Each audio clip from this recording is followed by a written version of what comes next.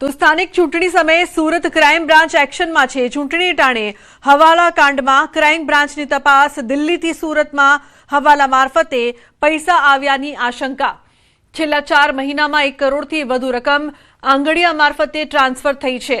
Crime બ્રાન્ચને દિલ્હીથી મળ્યા છે મહત્વના સીસીટીવી અને અન્ય પુરાવાના આધારે તપાસ। હિમાંશુ પાહુજાની લાંબી પૂછપરછ બાદમાં મુક્ત। પીપલોદના આકાશ મિશ્રા અને અજય તિવારીને મોકલાતા હતા પૈસા। દર મહિને લાખો રૂપિયાની હવાલા એન્ટ્રીનો પણ ખુલાસો થયો છે। ચૂંટણી પ્રચાર અને નેટવર્ક મજબૂત કરવા માટે પૈસાનો ઉપયોગ થતો હોવાની શક્યતા છે। આઈટી વિભાગને સમગ્ર માહિતી અપાઈ છે। ટૂંક સમયમાં વધુ લોકોની પૂછપરછ શક્ય છે। વધુ માહિતી માટે કીર્તેશ જોડાયા છે ફોન લાઈન પર। કીર્તેશ, જે પ્રકારથી હવાલા કાંડની જે માહિતી સામે આવી રહી છે, શું અપડેટ છે આપની પાસે કીર્તેશ? બિલકુલ, સ્થાનિક સ્વરાજની ચૂંટણી ચાલી રહી છે ત્યારે સુરતમાં ચૂંટણી પહેલા પોલિટિકલ હવાલા કૌભાંડ સામે આવ્યું છે। ક્રાઇમ બ્રાન્ચે કરોડો રૂપિયાના ગેરકાયદેસર નાના હવાલા એન્ટ્રીનો પર્દાફાશ કર્યો છે। દિલ્હીથી સુરત આ પૈસા મોકલવામાં આવતા હતા। છેલ્લા 4 મહિનામાં 1 કરોડ કરતા વધુ પૈસા મોકલવામાં આવ્યા છે।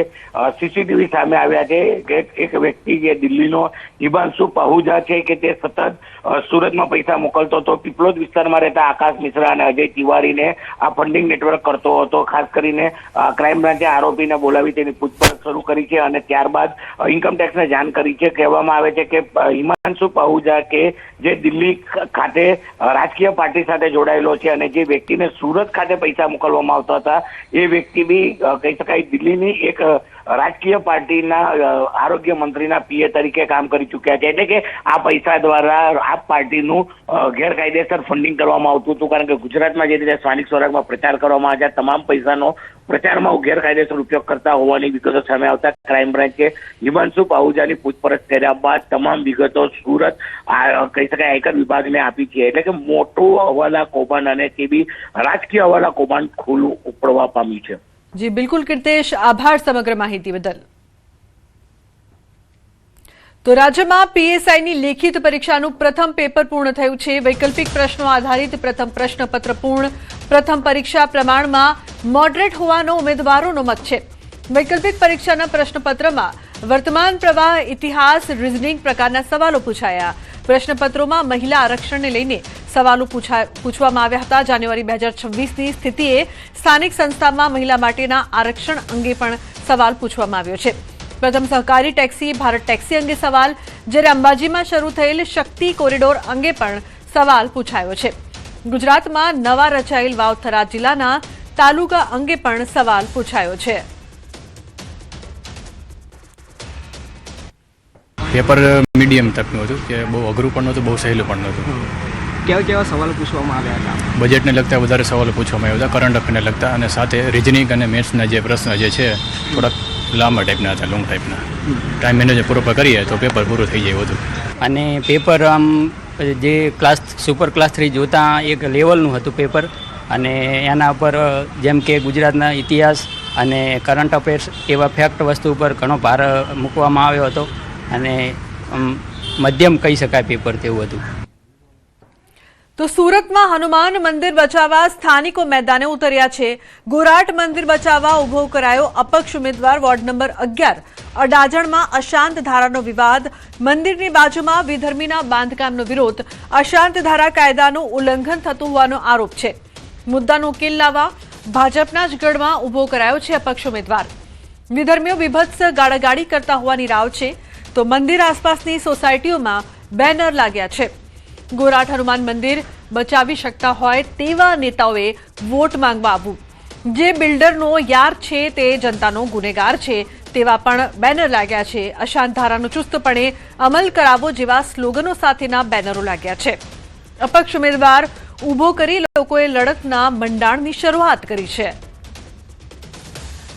અમારી સમસ્યા વિધર્મીઓ માટે જે ફ્લેટ બને છે અને જે બિલ્ડિંગો બનાવ્યા છે એની સૌથી પહેલી મગજમારી।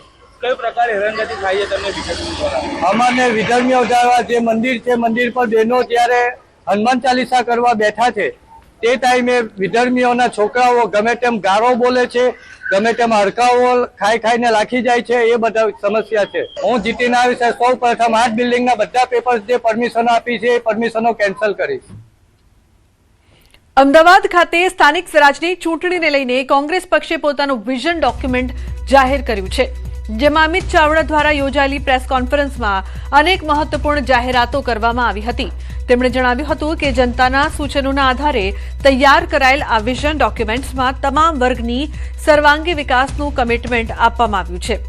ભાજપ પર નિશાન સાધતા તેમણે ભ્રષ્ટાચાર વત્તા ટેક્સ અને કમિશન સિસ્ટમ અંગે પણ સવાલ ઉઠાવ્યા હતા. વધુમાં કોંગ્રેસ 24 કલાક શુદ્ધ પાણી, સારા રોડ રસ્તા અને મૂળભૂત સુવિધાઓ આપવાનો સંકલ્પ લે છે. સાથે જ લારી ગલ્લા ધરાવતા લોકોને કાયદેસર લાયસન્સ આપીને રોજગાર સુરક્ષિત કરવાની, આઉટસોર્સિંગ પ્રથા બંધ કરવાની અને કાયમી ભરતી કરવાની પણ જાહેરાત કરવામાં આવી છે. જ્યાં સુધી વૈકલ્પિક વ્યવસ્થા નહીં હોય ત્યાં સુધી બુલડોઝર નહીં ફરે એવું સ્પષ્ટ નિવેદન આપતા કોંગ્રેસે પ્રચાર માટે સોંગ પણ લોન્ચ કર્યું છે.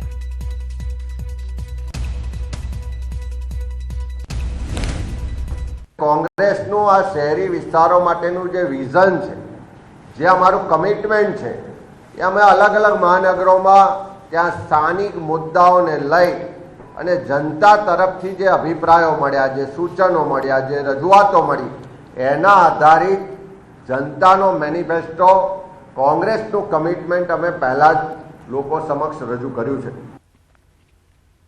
તો ચૂંટણી ટાણે જ હવે રાજકોટ શહેરમાં રઘુવંશી સમાજમાં રોષ વ્યાપી ગયો છે. તાજેતરમાં જ ભારતીય જનતા પાર્ટી દ્વારા જાહેર કરવામાં આવેલા ઉમેદવારોની યાદીમાં રઘુવંશી સમાજની માત્ર 3 જેટલી જ મહિલાઓના નામ જાહેર કરાયા છે, જ્યારે એક પણ પુરુષને ટિકિટ ન ફાળવાતા સમાજમાં રોષ જોવા મળ્યો છે. ધારાસભ્ય દર્શિતા શાહ પર સમાજ દ્વારા આક્ષેપ કરાયા છે. સ્થાનિક સ્વરાજની ચૂંટણીમાં આ વખતે રાજકોટ મહાનગરપાલિકામાં રોટેશન મુજબ જનરલના પુરુષ વ્યક્તિ મેયર બનશે, ત્યારે રઘુવંશી સમાજમાંથી એક પણ પુરુષને ટિકિટ આપવામાં ન આવતા મેયર પદ રઘુવંશી સમાજને નહીં મળી શકે, તેને લઈને રોષનો માહોલ છે. ત્યારે રઘુવંશી સમાજ જાગનાથ પ્લોટ વિસ્તારમાં મોટી સંખ્યામાં એકઠો થયો હતો અને નોટામાં વોટ આપવા બાબતે પ્રતિજ્ઞા પણ લીધી હતી. ત્યારે આગામી સમયમાં રઘુવંશી સમાજનો રાજકીય તેમજ સામાજિક ઉદય થાય છે કે નહીં તે જોવું મહત્વનું બની રહેશે. આ કાર્યક્રમ એટલા માટે રાખવામાં આવ્યો છે કે રઘુવંશ સમાજની સતત રાજકીય રીતે ઉપેક્ષાઓ કરવામાં આવે છે અને છેલ્લા કેટલાક વર્ષોથી ઉપેક્ષાઓ કરવામાં આવે છે. આજકાલની વાત નથી. એટલે એને અંતે અત્યારે એવું નક્કી કરવામાં આવ્યું છે કે રઘુવંશ સમાજ વિદ્રોહ કરીને પોતાનો હક માગશે.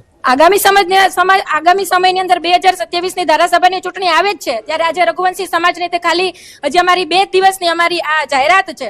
આગામી સમયમાં અને ટૂંક સમયની અંદર અમે હજી વધારે પડતા મોટા સંમેલનો પણ કરશું અને ધારાસભાની ચૂંટણીની અંદર અમારી જ ટિકિટ છે અને અમે અમારી ટિકિટ લઈને જ રહેશું. અમારો રઘુવંશી સમાજ વર્ષોથી ભારતીય જનતા પાર્ટીની વિચારધારા સાથે સંકળાયેલો છે. સનાતન ધર્મ છે, એમાં અમારો રઘુવંશી સમાજ ખૂબ જ મોટી વિશાળ સંખ્યામાં રાજકોટમાં રહે છે અને અમે ભારતીય જનતા પાર્ટીની વિચારધારાને ફોલો કરીએ છીએ. અમે અહીંયા સ્થાનિક નેતાઓ છે, અત્યારે અમે એના વિરુદ્ધમાં જઈ રહ્યા છીએ. એટલે કદાચ